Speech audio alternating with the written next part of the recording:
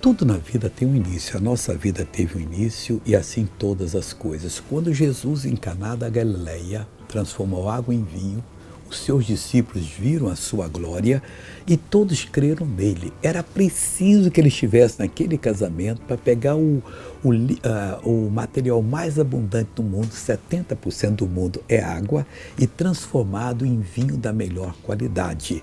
Aí diz o versículo 12 de João 2 o seguinte: depois disso, dessa grande operação, desceu a Cafarnaum ele e sua mãe e seus irmãos e seus discípulos e ficaram ali não muitos dias. Tem algumas pessoas que dizem que quando fala discípulo de Jesus está falando dos irmãos. Não, os irmãos desceram e também os seus discípulos. Não confunda a palavra de Deus, creia no que ela diz e não tente enganar ninguém. Fale porque isso é muito bonito e você vai dar conta de toda a palavra frívola, ociosa que você falar no dia do juízo.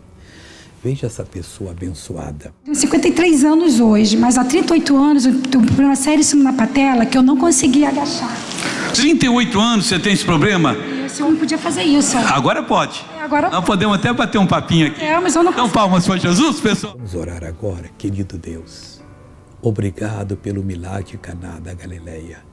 Todos creram em Jesus, ele manifestou a glória dele e nunca mais ele escondeu essa glória. Ela foi dada para nós agora e nós vamos usá-la nesse momento. Eu uso repreendendo todo o mal que está nessa pessoa.